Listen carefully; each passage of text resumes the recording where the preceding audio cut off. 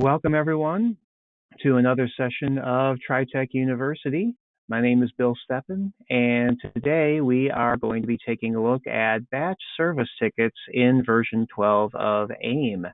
I'm using a different type of audio connection today, so please let me know if you can hear me or not. I didn't get my usual chirp in my ear to let me know that the broadcast has started.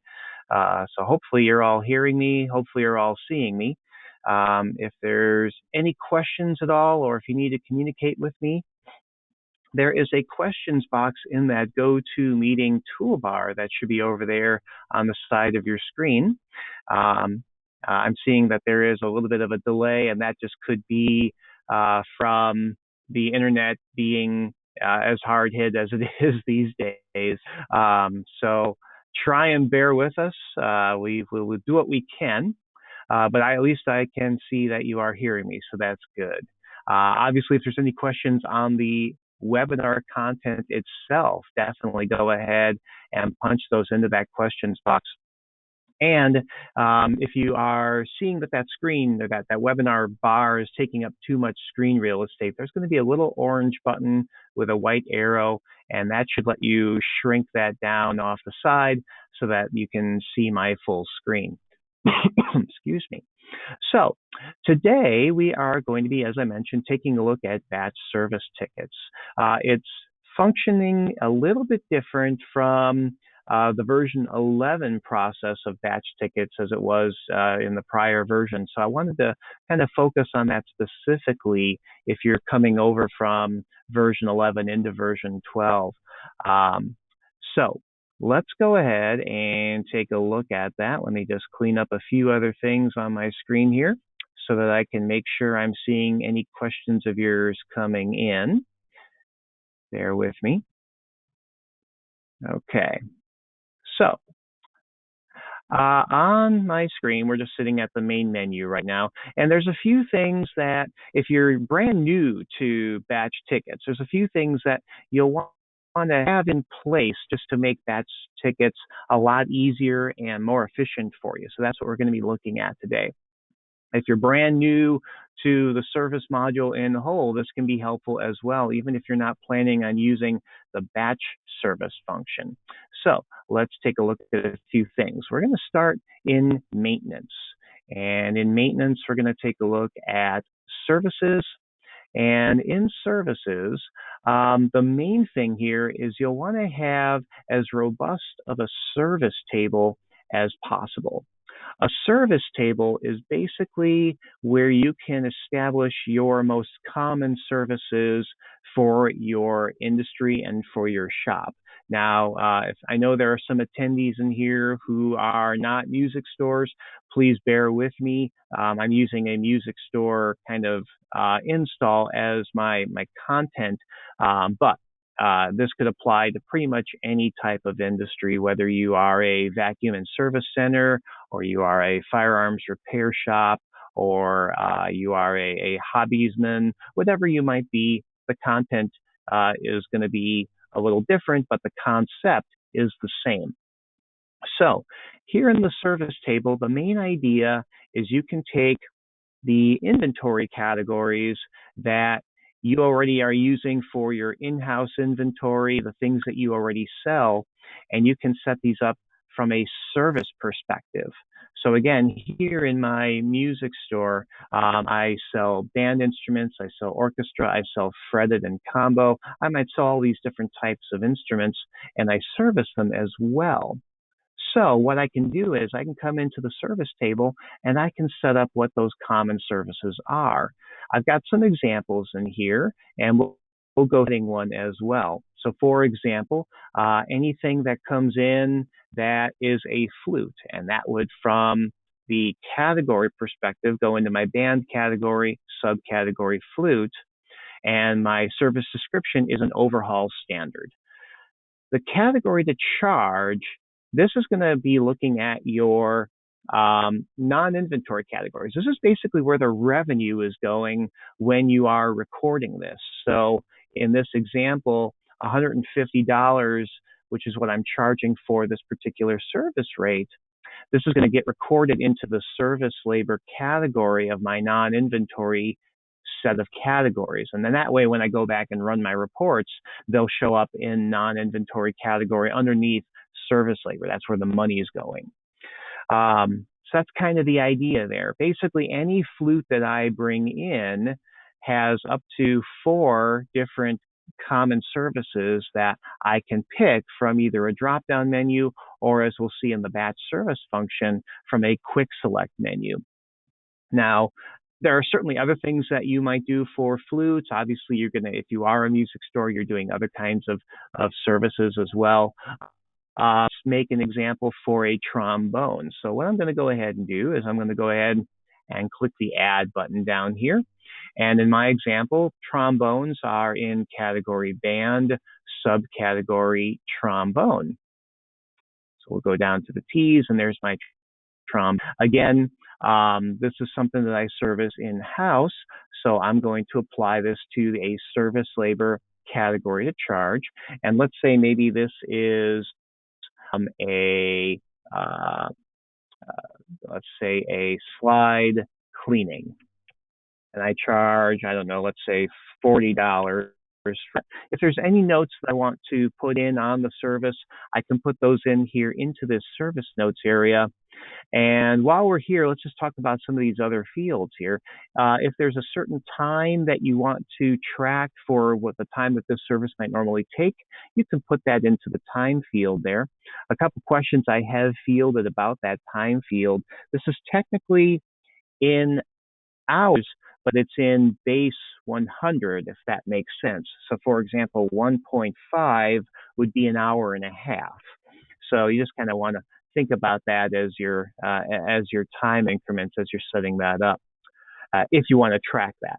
The default technician, if there's a certain technician in my employee database that normally does this type of service, then I can select them from here. Let's just go ahead and say it's, and then the service interval function, honestly, probably won't apply to the majority of you. The concept of service intervals would be more for like heavy equipment or machinery where it needs to be serviced every X number of hours of operation. So you can pretty much ignore the service interval unless you happen to be in that particular industry that could make use of that. And if that's the case, then basically the service interval is every X number of hours, this service should be performed.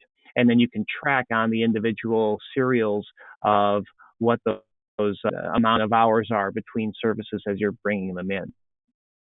There's also a pop-up notes area in here. Now, the main difference between notes and pop-up notes, the notes, just the notes in general, would normally print on a service ticket for your customers' benefit as well as your technicians.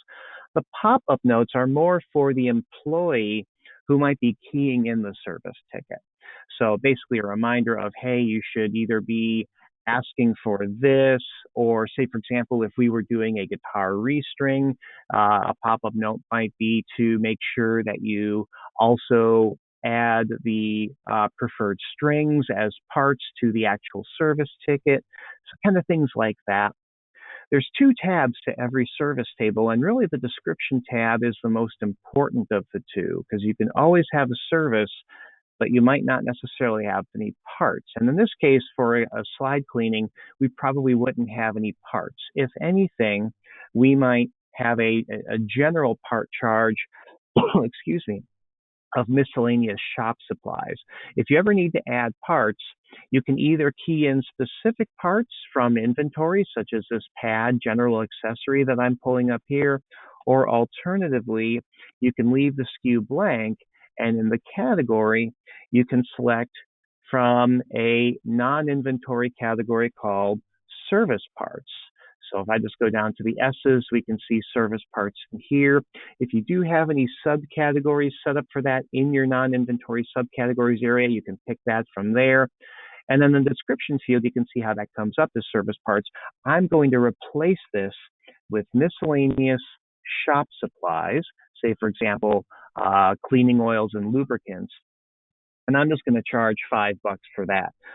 So basically, with that all set in place, when I'm looking at this now saved service record on the table, I can see that down at the bottom here, I'm going to be charging $40 in labor and $5 in parts. So basically a total of $45. That's kind of the idea with that. Now you might also notice that there are some options in here that you can set where either the category or the subcategory could apply to all. And that's kind of the idea with some of these fretted instrument category tables that I have here is, for example, regluing the bridge of a guitar.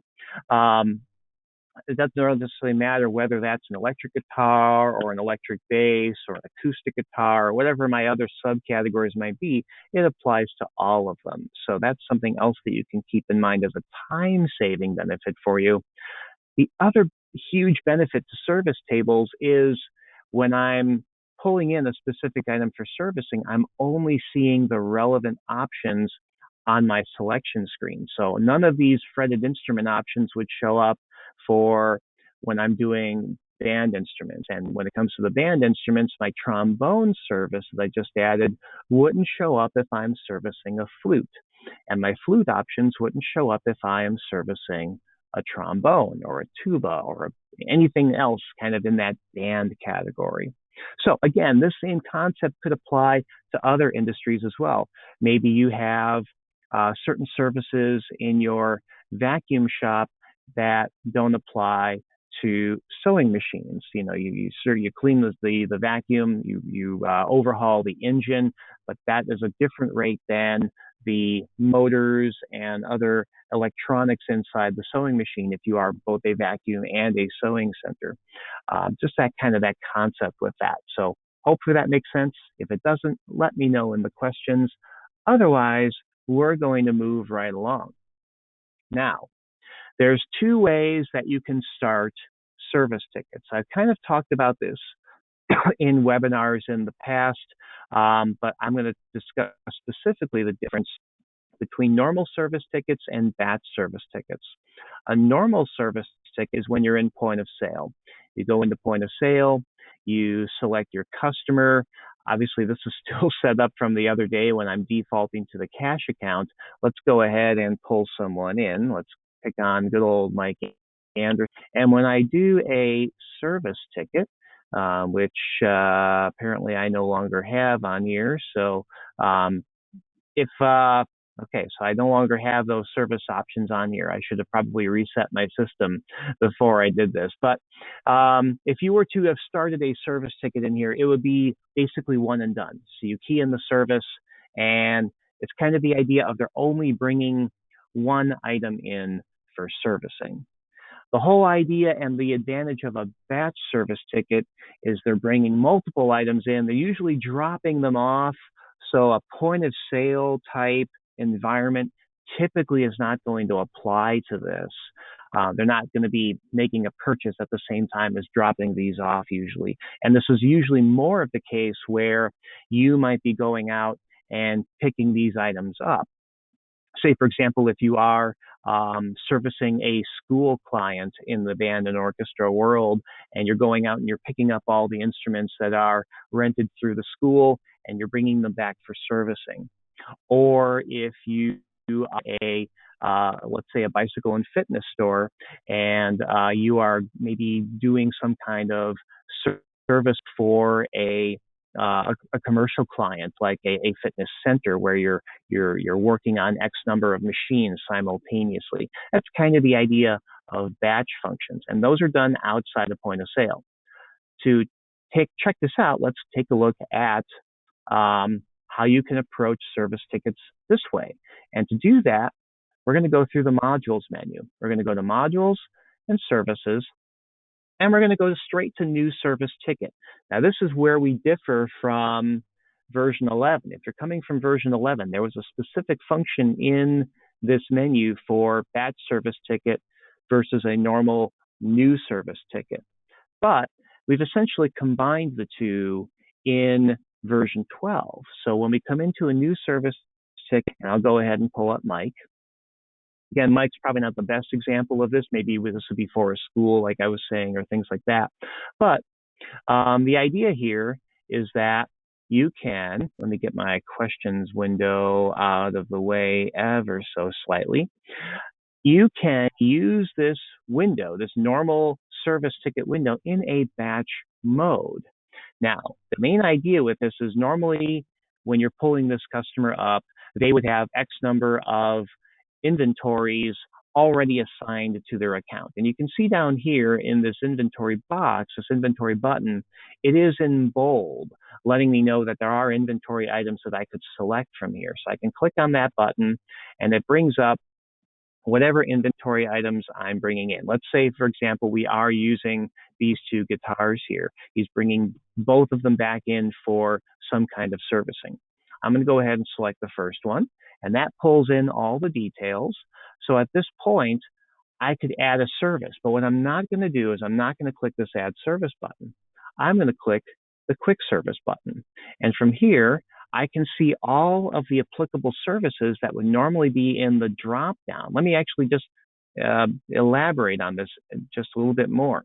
The quick service basically is an immediate snapshot of all of my service options that I've set up from the table. So you can see there's the adjust neck, there's the file and polish frets, there's the refret, there's the glue bridge, the neck, et cetera, et cetera. That's the same options as if I were to go to the add service and then select them from this drop down. But usually you would only be needing this if it's kind of a one-off type thing. You could technically even use that quickness for normal, we'll call them non-batch services. So you might even find the quick service really handy. This is especially useful though for this more, let's say, traditional method of keying in services if you need to change notes or do anything along those lines. Let's go back to the quick services though, since this is the point of today's webinar. So what I can do is I can come over here and let's say I'm going to restring and refret. Basically just by clicking the plus on each one of those, I've added that quantity of services to the ticket. And then what I can do is I can go ahead and save that. And now those two services are there. So the question is coming up, what's a batch service versus regular? Basically, a batch service is where I'm going to be servicing multiple instruments, multiple units, multiple whatever simultaneously. So the key factor with multiple tickets all tied together is the use of a master ticket function. So with this, you can click the MT button up here, and that's going to assign a master ticket to this ticket number. You can see it has a ticket number of 1076. Now down below, you'll notice that there's an add another ticket option and a retain master ticket option. Neither of them are currently checkmarked. If I click this MT button, which will assign a master ticket to this ticket, you can see it took this ticket number, put it up here in the master ticket field, and it automatically checkmarked add another ticket and retain master ticket number. The master ticket number is the key to linking multiple tickets together so that they're very easily tracked together. That's kind of the idea of a batch function. Katie is asking, can these quick services be added in version 11 as well? And technically, Katie, they are there if you're using specifically the batch service ticket option on the menu in version 11. Since this is focusing on version 12, I can't really elaborate any more on that than I can with that at this time. But if you do have any questions on that, definitely give us a call into technical support, and we can answer any specific questions you have at that point. Getting back to version 12, the idea here is, let's say we're going to restring both guitars and refret both guitars just to keep it simple for me. Basically, I've already done the work of putting in the restring and the refret. Of course, I could come in here and I could add the part. I could scan in the specific strings that the customer wants to use. I don't have a specific string SKU in front of me. Let's just see if I can quick search for one. I don't know if I actually have any strings in the system, but let's just take a quick peek just for simplicity's sake. It looks like I do have a black 4-string for electric bass. Of course, that actually is the bass itself. That's not strings, so we won't use that. But just pretend that I'm putting in P100 here. Let's just pretend that those are the strings. We're going to use 6 of them. So we'll just go ahead and save that. That automatically indents itself in as strings for the restring service. Now I'm going to save this ticket. And when I save this ticket, because it's checkmarked to add another ticket, you'll see that the first ticket appears up here in this table. Of course, that's also letting me print out a work order for this. I'll talk about the concept of printing in just a moment. That's actually something, let's talk about it right now. This drop down here basically lets you print tickets as you go. So you can take that printout and you can stick it with the item as it's going back to your service staging area. Another function that you might find really handy to go along with that, this is optional, but you could also make use of a label printer. If you're using one for printing barcode labels for inventory, you can set up what's called a service label. And then as you're putting items into servicing, you can click this label button and that will print the service label. Service labels might be better in some respects than a physical ticket, or in addition to a ticket anyway, because basically the label could be set up so that it has the ticket number, the customer number, the serial number, just kind of some basic details so that it's very easy to look this ticket up in the modify area when you're bringing it back and looking it up in the computer in your service area if you have one. So that's kind of an idea with that. Getting back to the batch function, you'll notice that it's added now the next ticket number to my screen. It's retained the same master ticket number. And again, that's the key thing here. So basically now I'm going to go ahead and pull in the other guitar. So I already pulled in the GT1001. I'm going to go ahead and pull in the test guitar. And I'm going to restring that one as well. So quick service, I'm going to restring. Click the plus button there, hit save. I'll go ahead and add the parts. Let's just do 6P100s. We'll save that. And those are my two that I'm going to do. Now you can hopefully see how this could just carry right on. So basically I'm just picking them up, checking them in, if that makes sense, and then moving on to the next one. Once I've completed my whole series of check-ins, if that makes sense, we would uncheck the add another ticket option, and it really doesn't matter if we retain the master ticket or not. Basically, as long as we uncheck the add another ticket, I'm also going to switch this to print the master ticket. Well, actually, let's go ahead and do both. That way you can kind of see an example of what this might look like. I'm going to print them to the screen. We're going to go ahead and hit save service ticket. So that will not only save the next service ticket, and I'm going to go ahead and print the service ticket to the screen here.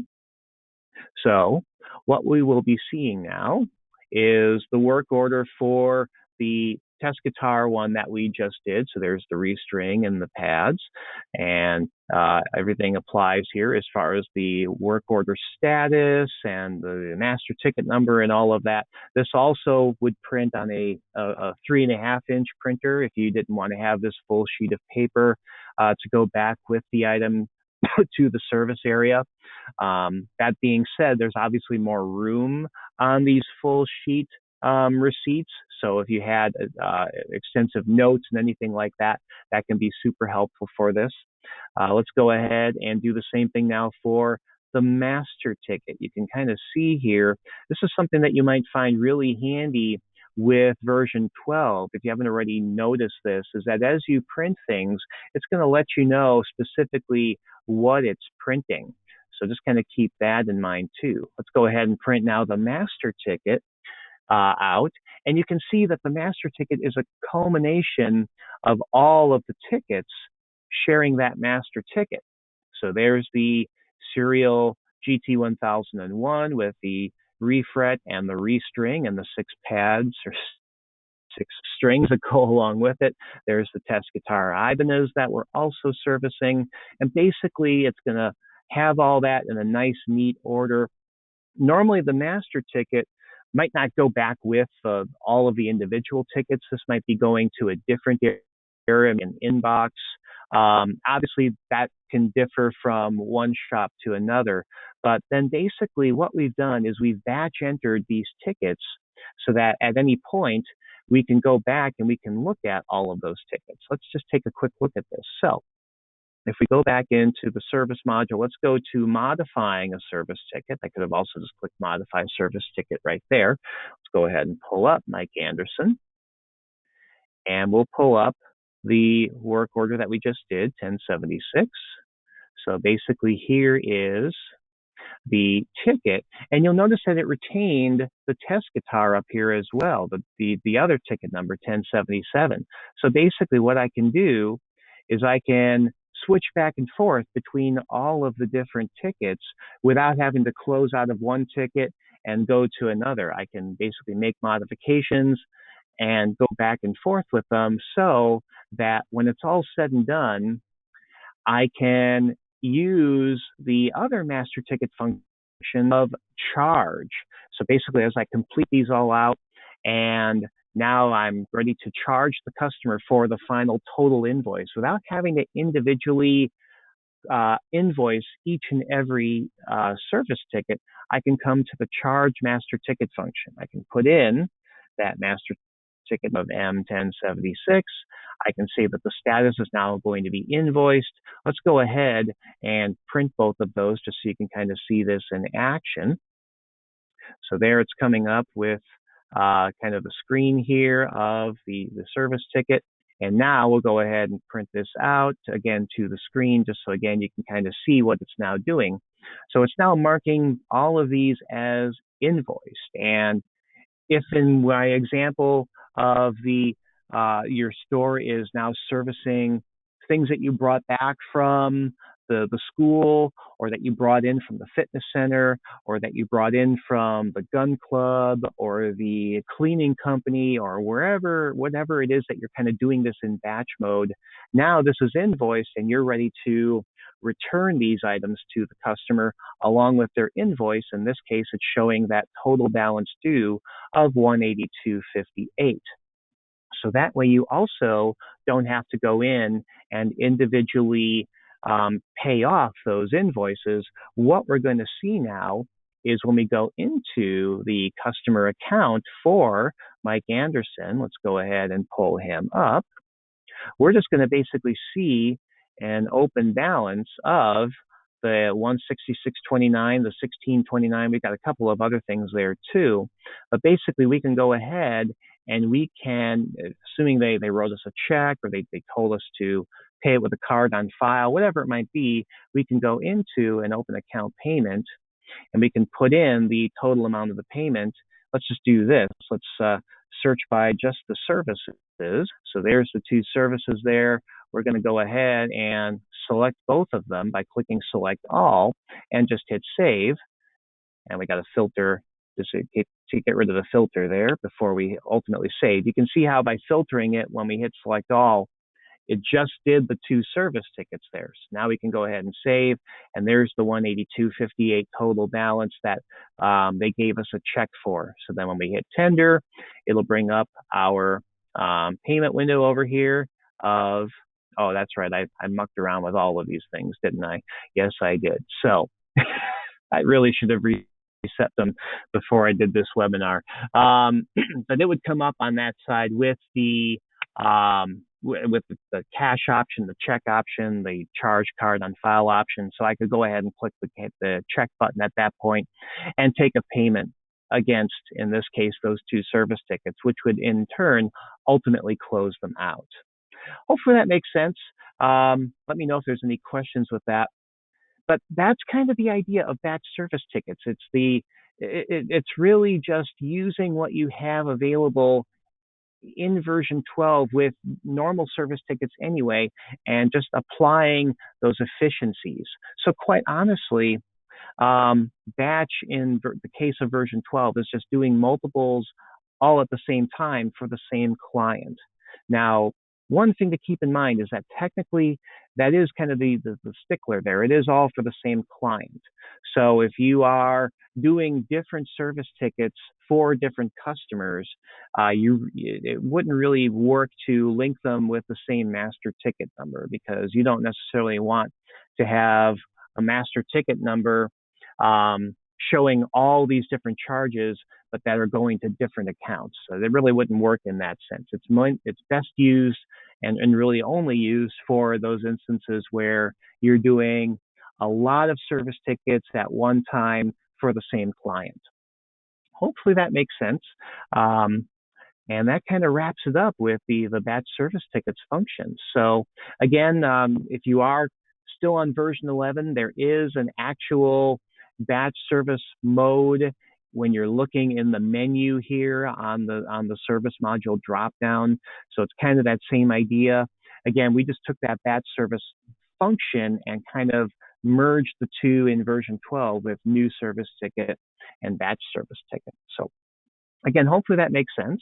As far as upcoming webinars, we have two pretty much every week going forward.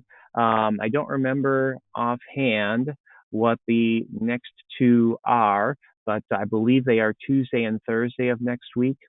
And if I'm not mistaken, I want to say they are, no, there's, I know that the two the week after that are kind of involving accounting questions like bank reconciliations and daily balance functions and things like that. Obviously, do what I am not doing, which is check out our member portal. On our member portal, that's where you can register if you haven't already so for all of our upcoming webinars. You can also check out all the other webinars that we have done in the past through the member portal. There will be a link right at the very top of the download page. If you register for any webinar, you will automatically get an email directing you to the recording if you weren't able to attend live. I know I've had people ask me that question. Can we register but then just watch the recording afterwards? And definitely you can take advantage of that. So yeah, think about that. I am going to be adding to that webinar calendar here very shortly. Right now I've got them scheduled up through April 24th, and I'll be adding a couple more to the end of April and into the beginning of May. So keep an eye out for that as well. If you have any questions that you couldn't think of during this live broadcast, definitely reach out to me or to the folks in support. You can either email me direct at training@tritechretail.com, or you can call into our support lines at 563-556-3556, extension 2. Our technicians are always able and ready to help out with anything that you might need help on. Let's just check out some of the other questions that are coming in here regarding batch service tickets. Carol asks, if the two items being serviced are not picked up at the same time, would you still use batch service tickets? Technically, you still could. I guess maybe what I should ask there, Carol, is when you say not being picked up at the same time, are they not being brought in at the same time, or are they not being returned at the same time? If they're being picked up at the same time, and basically, I should say being brought in at the same time, this whole concept of batch service tickets really still applies. And technically, tickets that are keyed in individually could be linked together, kind of using that batch service concept by using the add change master ticket function here on the menu. You can add a master ticket to any ticket at any time afterwards. Really, whether or not they're being returned at the same time isn't as big of a deal. Really, the whole concept of batching is for quick entry, if that makes sense. If you're bringing in multiple items at the same time, it's much faster to use what we just went through with a new service ticket and the quick service functions and the master ticket option than it would be to go through point of sale, or if you're using version 11, to use the normal enter service ticket function and key them in one by one by one. There's a lot more mouse clicks involved, and that just slows the whole process down. So basically, the batching is using that master ticket function outside the point of sale in conjunction with the quick service menu. So hopefully that makes sense there. Thank you so much for the question. John asks, can the service ticket form be modified to include signature blocks? Excellent question, John. Technically, every service has, let me actually bring this up over here. When you are looking at the service menu, in the maintenance menu, I should say, specific to service status codes,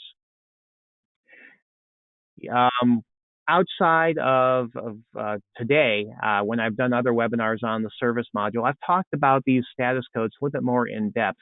And what you could technically do, there's really not a spot where you could specify an exact signature block, so to speak. But technically what you could do is, if you use, let's say, the work order status code as kind of your initial status when it's being dropped off, the receipt notes here print at the bottom of the body, and you could very easily add a signature line here, kind of in the old school fashion of an X with a bunch of underlines afterwards, and then saying something along the lines of, I hereby authorize Awesome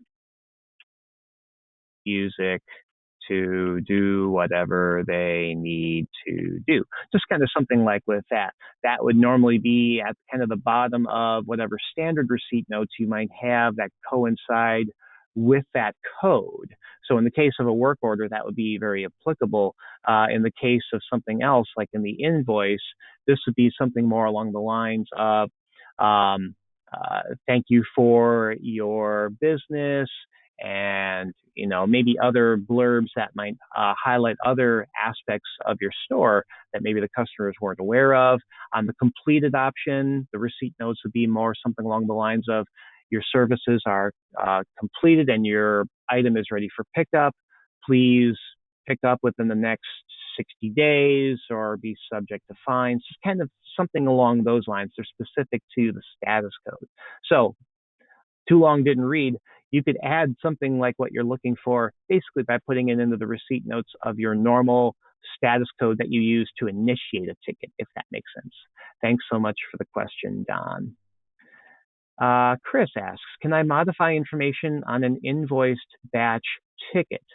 Technically, once they're invoiced, they are specifically closed. So if you do need to modify that information, you would need to first have access to the admin menu and then into the reverse menu, where you could reverse a service ticket status, and you could then reverse it from invoiced to something else. So basically, in this case, I would be reversing it from the invoice status back to completed or estimate or work order. And once it's reversed out of that that invoice status, you could then reopen it and modify so that you could make any adjustments if you needed to. So hopefully that makes sense there. Thank you so much for the question, Chris. Katie asks, can you a previously entered service ticket to a new master ticket? I think the question there is, can you add, I see you've got the next line down. Can you add a previously entered service ticket to a new master ticket? Yes, technically, that is what I was alluding to there, Katie, before. In the service menu, you've got the add change master ticket function there. So basically, you pull up the customer, you pull up the previous ticket, and this is a great example here. This is one that I keyed in last month as an example for, maybe it was a training that I did or something along those lines.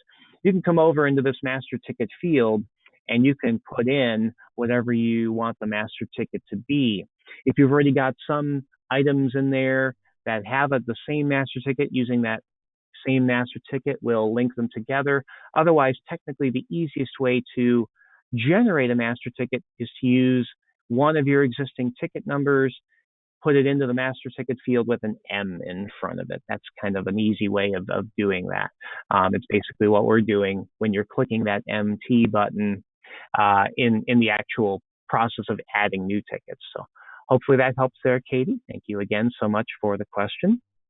Carol, as I believe elaborated on the previous question, where items are brought in at the same time, but one item will be repaired quicker. So again, hopefully, Carol, my whole definition of batch servicing is uh, is is understood, where really the batch process is more of the entering than it would be of the completing. In theory, you could certainly batch enter them using the process we went through: new service ticket on the modules menu, the quick service functions for adding them all in with the master ticket option used. But then if one's going to be picked up ahead of the other, then you don't necessarily need to charge the master ticket, which would complete and invoice all of them at the same time.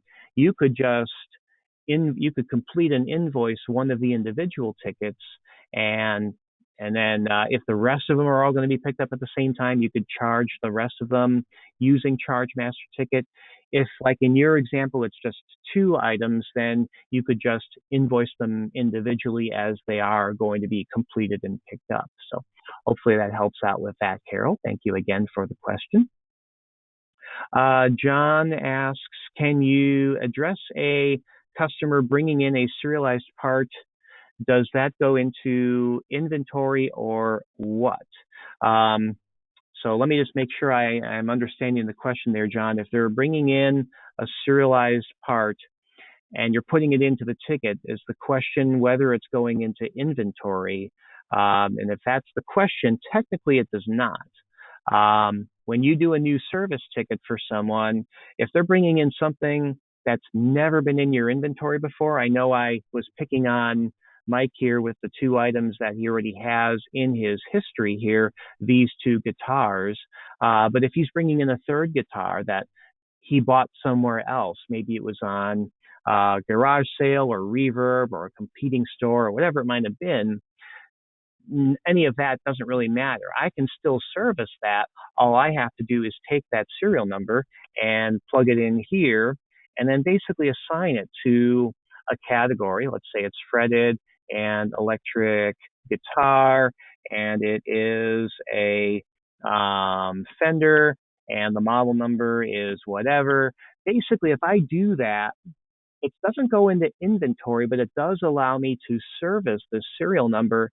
And then going forward, that serial number will show up in the customer's inventory history option here, so that if they bring it in again down the road for further servicing, I can quick select it from there.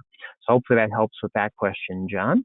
And hopefully that was the question. If it wasn't, definitely let me know if I misunderstood. Carol asks, can you add a function that you take their signature on a keypad instead of them writing on the work order? Yes, absolutely.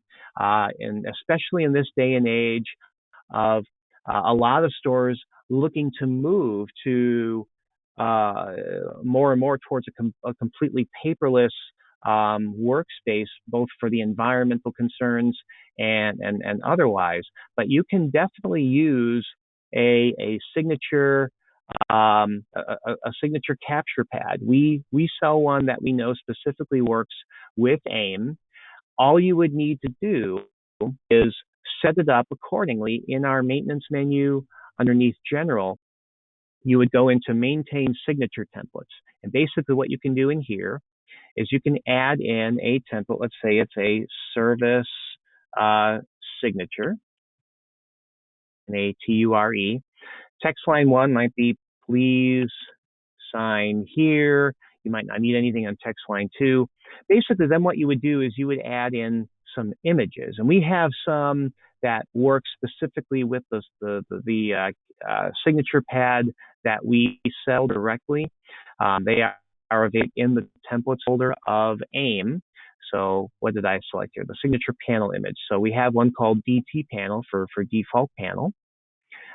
Same thing for the OK images. There are two. There's a regular one and a quote-unquote one. So I'll select the normal one. I will then select the clicked one. I guess I probably should have picked specifically the OK one. So let's do that again. We'll say it's the OK. And same thing for the clicked. You kind of see how basically it's got a snapshot of like when you are clicking on it, it kind of looks like it's getting pushed in, or in this case, darkened out, since the signature pads that we use are monochrome. Same idea there. You can hopefully get the idea. The big thing here is in order to link this to your to your service module, down in the auto-generated code, you'd want to come down here and you would want to select service ticket, so new service document. Basically, by doing that, when you then complete and save, not necessarily complete, but basically when you save a service ticket, it will then come up and prompt you for a signature from your connected pad. And those signatures, for what it's worth, yeah, we need the clear images, so I'm not going to save that entirely. But basically then, any signatures that you capture will be available for you to browse. Let me just go ahead and close out of all of this.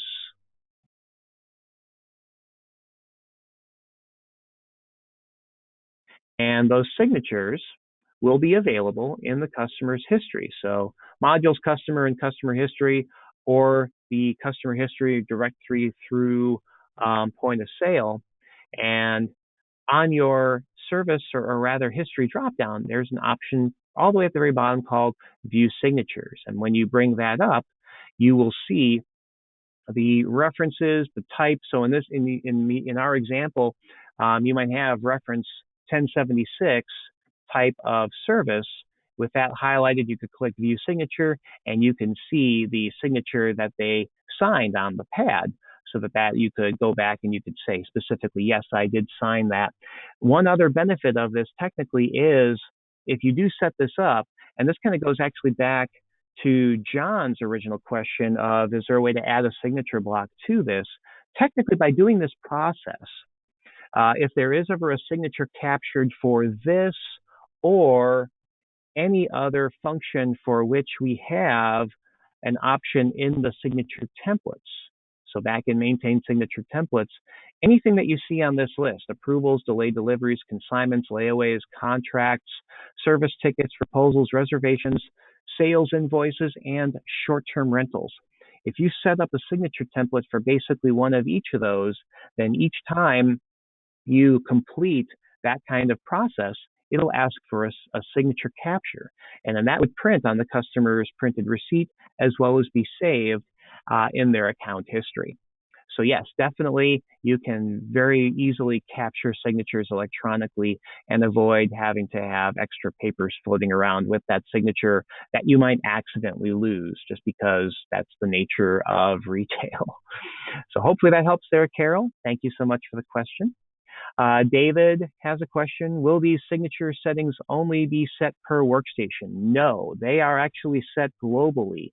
Technically, the one thing that you would have to do per workstation, David, is in your workstation settings, so maintenance, general maintenance, and workstations. And for those of you who are still on version 11, these same functions apply. You would want to go to, if I remember correctly, the point of sale tab, and specifically the devices tab. Yes, in here, you'll see there's a little checkbox there per workstation, David, that says signature pad. If that is checkmarked, it would know to ask for a signature, assuming a signature template is set up for that type of transaction.